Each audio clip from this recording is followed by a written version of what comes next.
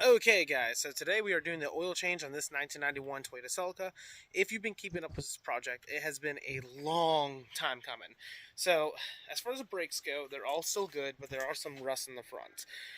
By the end of the day, this car should be ready for inspection, hopefully. I am still waiting for a rear view mirror to come in the mail so I can get the rear view mirror attached, but that will be the last thing that needs to be done.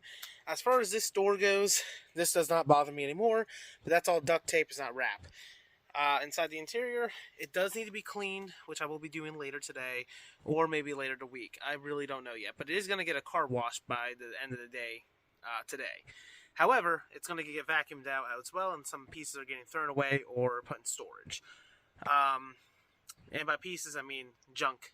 Absolutely junk pieces. However, what we do got going on, if we come up over here, I have my Castrol high mileage oil, because this car has over 297,000 miles on it.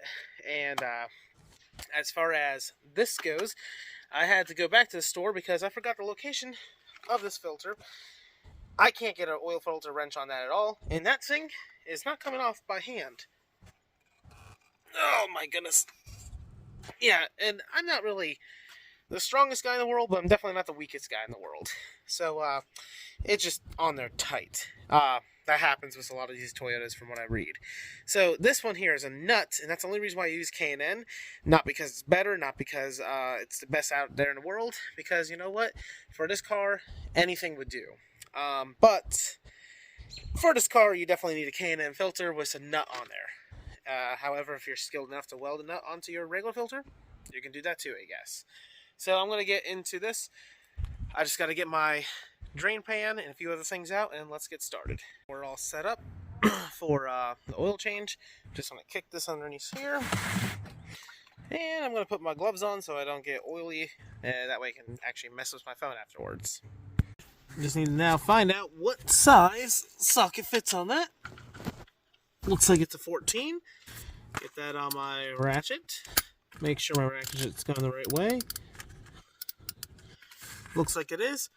I'll have to break it off the screen because I can't do this with two hands. Without two hands. And now since it's broken, we can get this off. I don't know how much oil is actually in this. It's been a long time. There we go. Not much. Not as much as it should be. And that oil is black. But that's still good. So I'm just going to let that do that for a bit. It's draining like that. We're actually going to come up here and do the filter. Okay, coming up top here.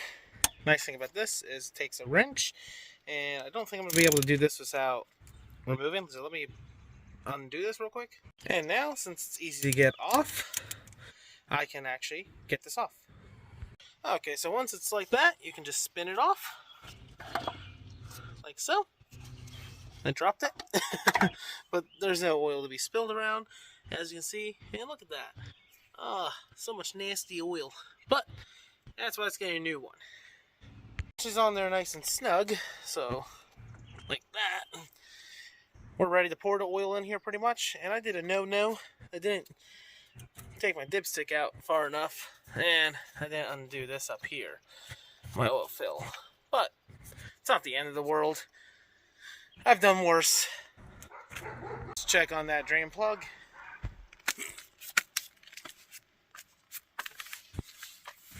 It should be right here. Ah, she's dripping. That's just perfect. If I can actually find. It's kind of hard to do this from the back side. There we go. Look at that. Ah, that's beautiful. 1 second here, guys. Now, since I know I'm not going to get oil anymore, I can actually just get that on there. Now it's snug. Just one nice little tug. And now I know she's not going to leak. However, it's still going to leak on the gasket portion. Look at all that oil. Ugh. However, it protects it from rust, so I can't complain. Okay, she's ready for oil, but before I do that, let's get this old oil filter over here, where she belongs. Get this out of the way. So, I'll leave that cardboard there for now until I wash it. We're going to open up this. First, let's throw this out. And now we have the oil all ready to go. We're going to just pour her in. And I know it takes 4.5 quarts, but you know what? The way how this car loses oil, we're just going to fill her all the way up with 5 quarts. That half a quart won't make a difference. I've done it before, and I'm going to probably do it till the day that I die. 1 second here. Last thing I have to do before I actually consider this oil change done is start the vehicle. Make sure that there's no leaks whenever the oil is under pressure for the filter.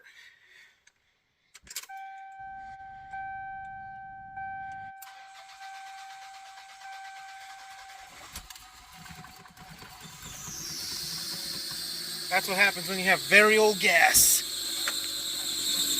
Let's check that filter.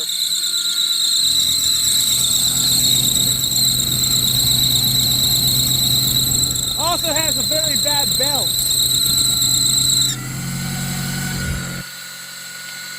Got warmed up.